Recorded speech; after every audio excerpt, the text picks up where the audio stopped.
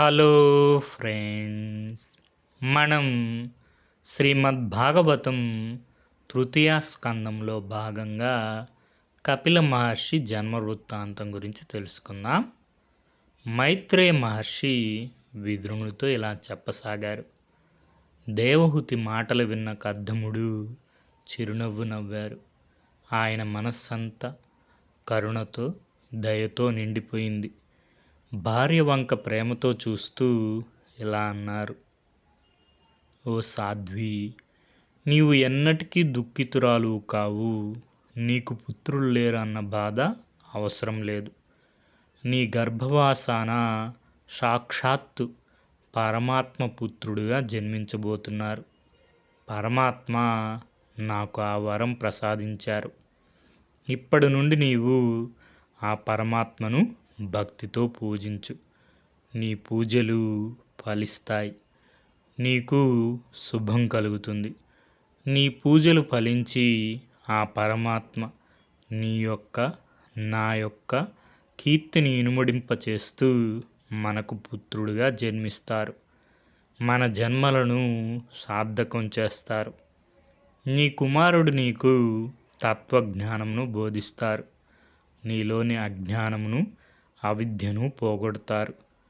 నీకు ముక్తిని ప్రసాదిస్తారు అని కద్దం మహర్షి దేవహూతితో చెప్పారు.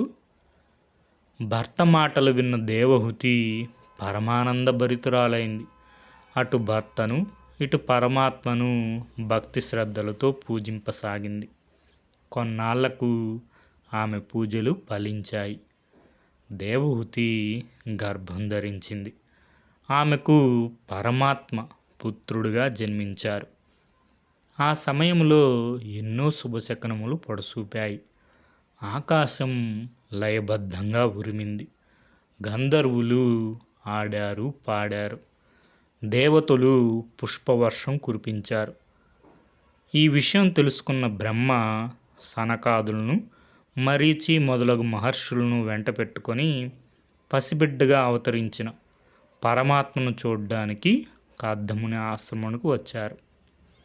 కద్దముని దేవహూతిని చూచి ఇలా అన్నారు: కద్దమా, నీవు నా ఆదేశములను చక్కగా పాటించావు. ఆ పరమాత్మనే పుత్రుడిగా పొందగలిగావు. నీ కుమార్తెలకు వివాహం చేయ సమయం ఆసన్నమైంది. నీ కుమార్తెలను ఈ ఋషులకు ఇమ్ము. నీ పుత్రుకులు వీరుని భర్తలుగా పొంది ఈ సృష్టిని కొనసాగిస్తారు. వారి వారి వంశములను వృద్ధి చేస్తారు. ఈ మరీచి మొదలగు మహామునులకు వారి వారి గుణగణములను బట్టి నీ కుమార్తెలను వారికిచ్చి వివాహం జరిపించి కీర్తిమంతుడు కమ్ము. ఓ కద్దమ, నీకు జన్మించిన పుత్రుడు సాక్షాత్తు ఆ పరమాత్మ అవతారం. ఆ పరమాత్మ తన యోగమాయ ద్వారా నీకు కుమారుడిగా జన్మించారు.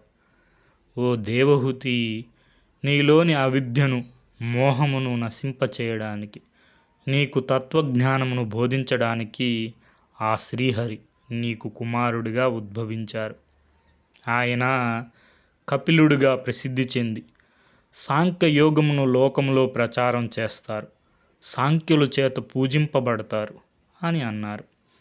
తరువాత మరీచి మొదలగు ఋషులను అక్కడే ఉంచి బ్రహ్మ సనకాదులతో నారదుడితో కలిసి సత్యలోకమునకు వెళ్ళిపోయారు. ఆ ప్రకారంగా బ్రహ్మదేవుడు వెళ్ళిపోయిన తర్వాత కద్దముడు బ్రహ్మదేవుని ఆదేశానుసారం తన కుమార్తెలను మరీచి మొదలగు మహామునులకిచ్చి వివాహం జరిపించారు. మరీచికి కళ అను కన్యను, అత్రికి అనసూయ అను కన్యను, అంగీరసునకు శ్రద్ధ అను కన్యను, పులుస్తునకు అవిర్భు అనే కన్యను, పులుహునకు గతి అను కన్యను, అధర్వనుకు శాంతి అని కన్యను, క్రతువునకు క్రియ అనే పేరు గల కన్యను, భృగువునకు ఖ్యాతి అనే కన్యను, వశిష్ఠునకు అరుంధతి అనే కన్యను ఇచ్చి వివాహం జరిపించారు. వివాహం తర్వాత ఆ మహామునులందరూ భార్యా సమేతంగా కద్దమును వద్ద అనుజ్ఞ తీసుకొని తమ తమ స్థానములకు వెళ్ళిపోయారు. ఇది మనకి శ్రీమద్ భాగవతం తృతీయ స్కందంలోని కపిల మహర్షి జన్మ వృత్తాంతం. మూలం శ్రీమద్ భాగవతం, సంస్కృత మూలం భగవాన్ శ్రీ వేదవ్యాస మహర్షి, సరళమైన తెలుగు వ్యాఖ్య మదలి వెంకట సుబ్రహ్మణ్యం గారు. Okay friends, thank you for watching.